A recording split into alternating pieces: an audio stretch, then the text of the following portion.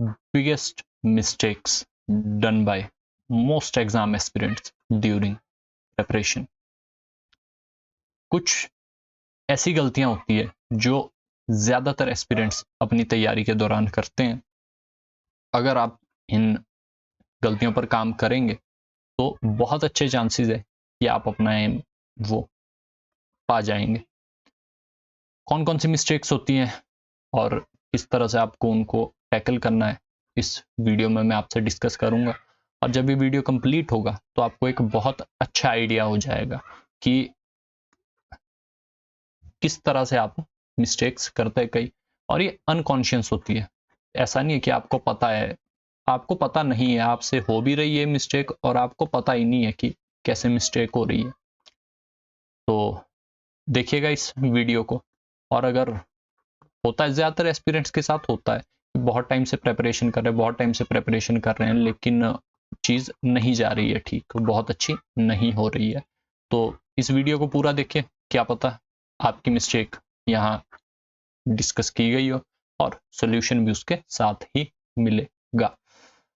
तो करते हैं वीडियो शुरू, लेकिन उससे पहले मैं हल्का सा इंट्रोडक्शन दे दूं अपना। मेरा नाम Chetan Thakur, 2 times NET JRF, once with a percentile of 99.88। अगर आप में से किसी को मेंटरशिप चाहिए हो या नोट्स चाहिए हो यूजीसी नेट के पेपर 1 एंड पेपर 2 सोशियोलॉजी, तो आप इस नंबर पर व्हाट्सएप कर सकते हैं।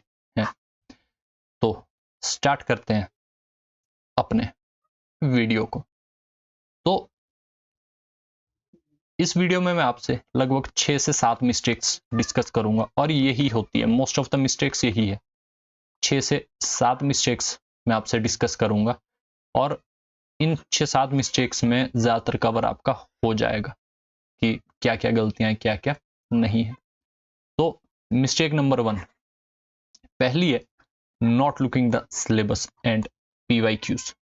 बहुत ही सारे स्टूडेंट गलती ये करते हैं, पेपर चूज कर लेते हैं कि कौन सा एग्जाम हमको देना है, एग्जाम चूज कर लेते हैं, एग्जाम की बुक्स ले लेते हैं, लेकिन जो सबसे जरूरी काम होता है, ना सिलेबस देखते हैं ना PYQs।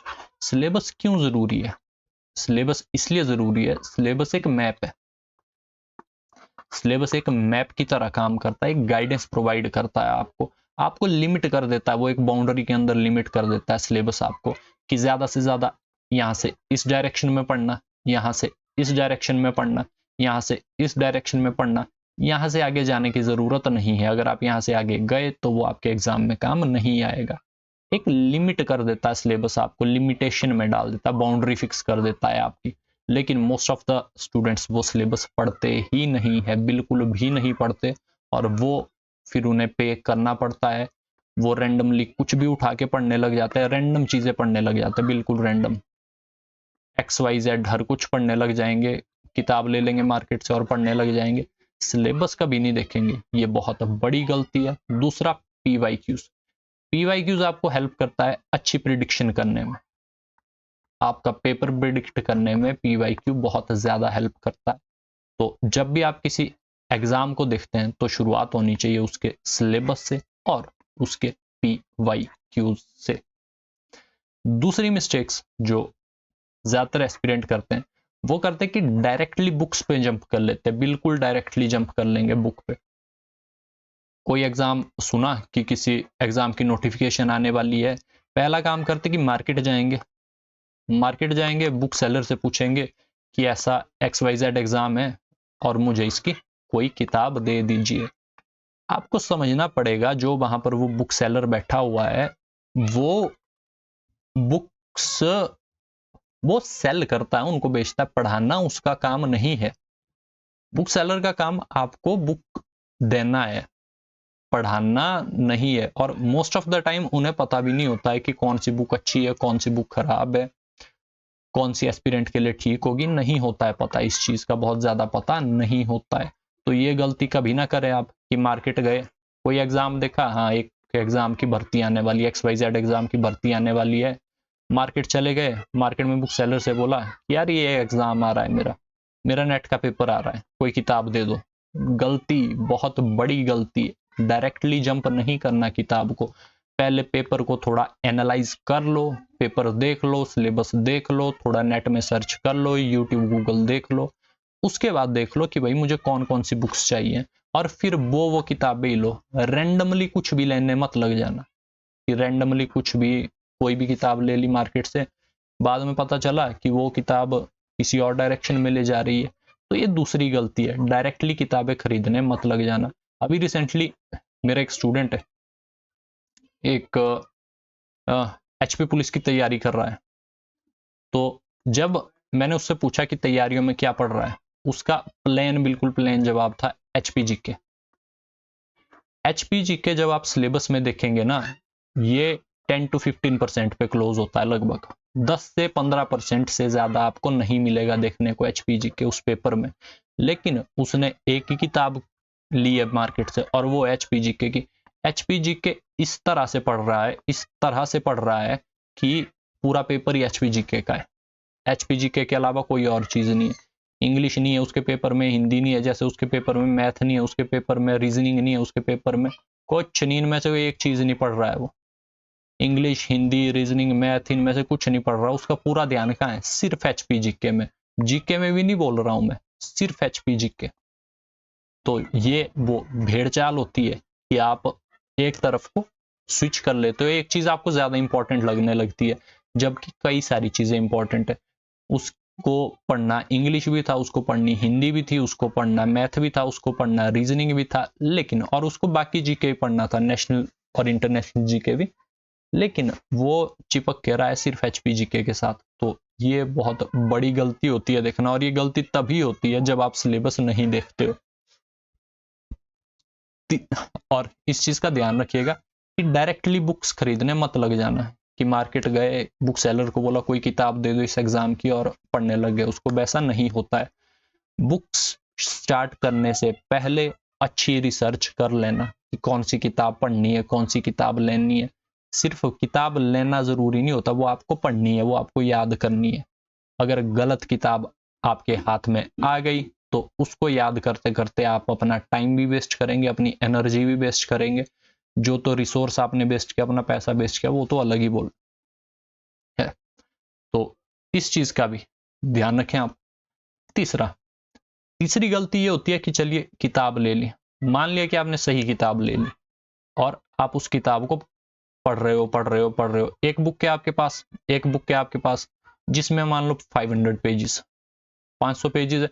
और जनरली कोई भी किताब हो 300 से 500 पेज ही होते हैं। कोई भी किताब हो 300 से 500 पेज होते हैं। कुछ किताबों में 500 से ज्यादा होंगे, कुछ में कम, लेकिन एवरेज पे बोल रहा हूँ 500 पेजेस, 300 to 500 पेजेस किसी भी किताब में होते हैं। गलती ये हो जाती है स्टूडेंट की, वो जब किताब पढ़ रहा है वो इसी किताब को बार बार पढ़े जा रहा है। जब वो फर्स्ट रीड देगा तब भी उसको 500 पेजेस पढ़ने, जब वो सेकंड रीड देगा उस टाइम भी 500 पेजेस पढ़ रहा है, जब वो थर्ड रीडिंग दे रहा है उस टाइम भी 500 पेजेस पढ़ रहा है। ये गलत है। जो आपकी किताब है, ये 500 पेजेस की जो आपकी किताब है ना, इसको आपको छोटा कर देना है। छोटा करना है नोट्स की फॉर्म में। आपको शॉर्ट नोट्स बनाने हैं उस किताब के। अगर कोई किताब 500 पेजेस की है तो उसको आपको कन्वर्ट करना है 50 पेजेस के नोट्स में, और ये आपको रिवाइज करने हैं। फिर ये 50 पेजेस के जो आपके नोट्स बनेंगे ना, ये आपको याद करने हैं, जो आप खुद बनाएंगे ये नोट्स। जो ये 500 पेजेस की बुक है, इसको एक बार पढ़ो, 2 बार पढ़ो, और फिर उसको कन्वर्ट कर दो किसमें, 10% में। शॉर्ट नोट्स का मतलब 10% से ज्यादा किताब नहीं होनी चाहिए, 10% से ज्यादा कंटेंट नहीं होना चाहिए उन नोट्स में। रिवीजन नोट्स से ही होता है। पूरी किताब आप याद नहीं कर सकते, बार बार नहीं पढ़ सकते आप बार बार पूरी किताब को। रिवाइज पूरी बुक नहीं की जाती है। तो ये एक तीसरी मिस्टेक कि शॉर्ट नोट आप नहीं बनाते हैं, और आप हमेशा किताब पढ़ने पर ही फोकस करते कि मैं बार बार किताब ही पढ़ूंगा। ये गलती। एक गलती इसके बाद और, वो है रिवीजन करना ही ना। कई एस्पिरेंट ऐसे देखे हैं, बहुत ही ज्यादा, और बहुत ज्यादा होता है क्योंकि डर होता है, एक फेयर होता है आपके अंदर, एक फेयर होता है, एक डर होता है कि यार मुझसे कुछ छूट ना जाए। ये डर जरूरी भी है, और ये डर आपसे कुछ अजीब अजीब चीजें करवाता है। जैसे मल्टीपल किताबें खरीद लेगा आपसे, सब्जेक्ट कोई एक है, टॉपिक कोई एक है, आप एक टॉपिक के या एक सब्जेक्ट की 2-3 किताबें ले रहे हैं, मल्टीपल बुक्स ले रहे हैं आप, क्या होगा, आपने एक किताब ली, ये कोई टॉपिक है, मान लो ये एचपीजी के आपका, आपने पहले एक किताब ली, फिर आपने एक बार पढ़ी वो, ठीक है, एक ही बार पढ़ी, लेकिन फिर आपने दूसरी किताब ली, एक बार वो पढ़ी, फिर आपने तीसरी किताब ली, एक बार आपने वो पढ़ी। गलती क्या हुई, किताबें तो आपने 3 पढ़ ली, एक पढ़ी, 2 पढ़ी, 3 पढ़ी, लेकिन मिस्टेक ये हो गई कि आप उसको पढ़ पाए एक एक बार ही, ये गलती है।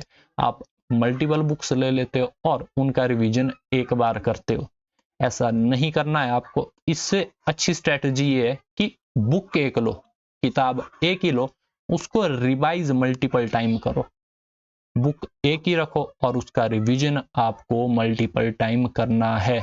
यहाँ आपको 3 किताबें नहीं पढ़नी थी, यहाँ किताब एक ही पढ़नी थी, लेकिन वो एक किताब आपको 3 बार पढ़ लेनी थी, ये ज्यादा बेटर है, क्योंकि जो किताब में लिखा है वो आपको याद होने के ज्यादा चांसेस है जब आप 3 बार पढ़ लेंगे उसको। तो तीसरी गलती ये होती है, नॉट रिवाइजिंग, और ये चीज ध्यान रखना, मल्टीपल बुक्स 1 रिवीजन, ये गलत स्ट्रेटजी है। 1 बुक मल्टीपल रिवीजन्स, ये सही स्ट्रेटजी है, इस पर ध्यान आपको देना है। इसके बाद जो और गलती है, एक मैं बोलूंगा एस्पिरेंट्स की, वो है ना पीवाईक्यूज प्रैक्टिस करते हैं, ना मॉक्स प्रैक्टिस करते हैं। पीवाईक्यूज माने प्रीवियस ईयर क्वेश्चन पेपर्स, मॉक्स यानी डमी टेस्ट जो प्राइवेट कोचिंग्स आपको देते हैं। कुछ स्टूडेंट ना पीवाईक्यूज प्रैक्टिस करते हैं, ना मॉक्स प्रैक्टिस करते हैं, और इसका बहुत ज्यादा खामियाजा भुगतना पड़ता है उनको। चीज देखो, ऐसा है ना, पेपर के बारे में पढ़ना एक चीज होती है, लेकिन एक बाउंड्री होती है किसी भी चीज की, ये एक बाउंड्री है। आप क्रिकेट खेल रहे हो तो एक बाउंड्री के अंदर हो रहा है, वो बाउंड्री फिक्स्ड है। उस बाउंड्री के बाहर, जैसे मान लो यहाँ कोई प्लेयर खेल रहा है, जैसे ही वो इस बाउंड्री को क्रॉस कर जाता है ना, तो इस बाउंड्री के बाहर सब कुछ 6 में ही काउंट होता है, सिक्सर ही है वो। यहाँ से आगे अगर आप यहाँ से 1 फीट आगे भी आपकी बॉल गिरी तब भी छक्का है, अगर आपने यहाँ से 50 फुट आगे भी बॉल फेंक दी तब भी वो छक्का है, सिक्सर है वो। आपको इतनी दूरी पर भी आपको 6 रन मिलेंगे, और अगर आप इससे आगे भी जाते हो तब भी आपको 6 ही रन मिलेंगे। तो ये चीज ध्यान में रखो, आपके पीवाईक्यूज, आपके मॉक्स, वो आपकी बाउंड्री लिमिट कर देते हैं, वो आपको प्रिडिक्ट करने में हेल्प करते हैं। नॉर्मल स्टूडेंट किताबें बहुत पढ़ता है, रिवाइज भी ठीक ठाक करता है, लेकिन ना पीवाईक्यू प्रैक्टिस करता है, ना मॉक्स प्रैक्टिस करता है, और फिर चीजें खराब हो जाती है।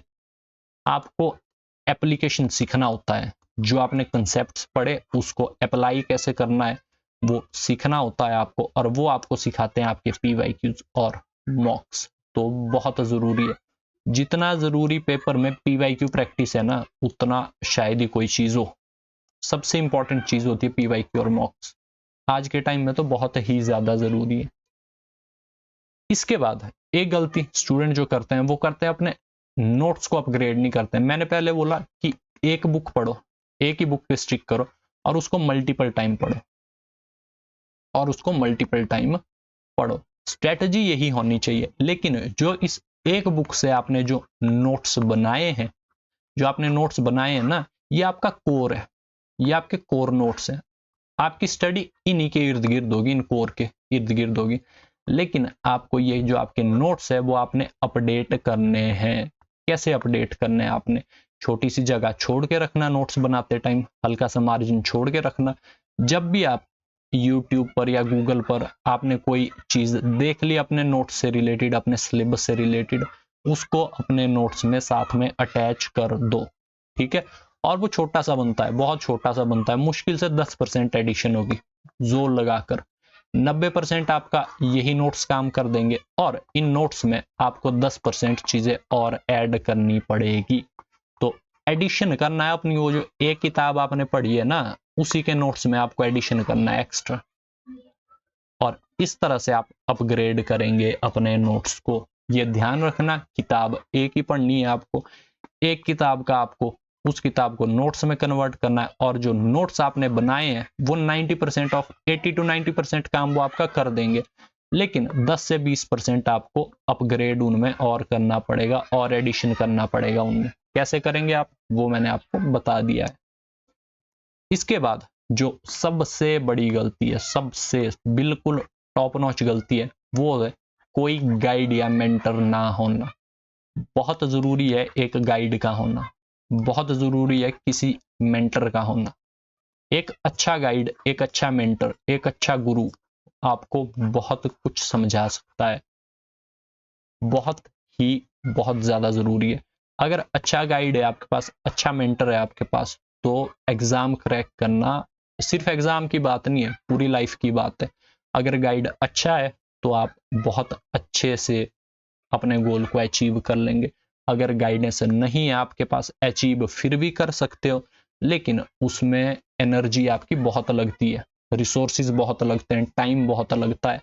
वो तो आपकी सेल्फ स्टडी से भी जाएगा, कोई बुराई नहीं है, सेल्फ स्टडी से भी आप बहुत अपना एग्जाम क्रैक कर लोगे, लेकिन आपको एक्सेस एनर्जी लगानी पड़ेगी, आपको एक्सेस टाइम लगेगा, आपको एक्सेस स्ट्रेस से गुजरना पड़ेगा। हर एक चीज आपको एक्सेस में ही करनी पड़ेगी। तो बहुत जरूरी चीज है कि अच्छा गाइड रखो, अच्छा मेंटर रखो, जो आपको बताए पेपर किस तरह से आपको क्रैक डाउन करना है। तो इन कंक्लूजन, एक जो लास्ट में कंक्लूड करता हूं इस वीडियो को, वो मैं ये बोलता हूं कि अपने एग्जाम की डिमांड को समझो कि एग्जामिनर आपसे एक्सपेक्ट क्या कर रहा है, आप क्या पढ़े, क्या पूछ क्या रहा है वो आपसे। अपने एग्जाम की डिमांड को समझिए, और वो एग्जाम की डिमांड आपको कोई मेंटर बता सकता है, वो आप खुद भी पढ़ सकते हैं सेल्फ स्टडी के साथ, और फिर तैयारी कर सकते हैं। ले देके ये है कि अपने एग्जाम की डिमांड को अंडरस्टैंड करो कि पेपर आपसे चाहता क्या है। हर कुछ रैंडमली पढ़ने मत लग जाना, रैंडमली पढ़ने मत लग जाना। ये रैंडम हर कुछ पढ़ना वो बहुत बहुत बहुत नेगेटिव इंपैक्ट डालता है। So that's all from my side. I hope कि आपको क्लैरिटी आ गई होगी, और यही सबसे बड़ी मिस्टेक्स होती हैं जो मैंने अभी तक आपसे डिस्कस की, यही सबसे ज्यादा मिस्टेक्स होती हैं। तो थैंक्स फॉर वॉचिंग। अगर आपने ये लेक्चर पूरा देख लिया है तो लाइक करें इसे। अगर लगता है आपको कि लेक्चर अच्छा था, वर्थ इट था आपके टाइम के, तो लाइक कर सकते हैं आप, शेयर कर सकते हैं, और इस चैनल को सब्सक्राइब कीजिए, चैनल को सब्सक्राइब कीजिए। और सबसे जरूरी चीज, डू कमेंट, कमेंट कीजिए। आपके कमेंट से मुझे फीडबैक मिलता है। अगर कोई अच्छी चीज है वो भी बताओ इन वीडियोस के बारे में, अगर कोई नेगेटिव चीज है, अगर कोई कमी रह गई मेरे वीडियोस में, तो वो भी आप मुझे बताओ कमेंट सेक्शन में, मैं ठीक कर लूंगा। हो सकता है कुछ गलत हो गया हो मेरे से, मैंने कुछ गलत बोल दिया या गलत लिख दिया हो कुछ, तो वो आप ठीक करवा सकते हैं अपने कमेंट्स के द्वारा। फीडबैक दीजिए अपना। So that's all from my side. Thank you and have a very nice day.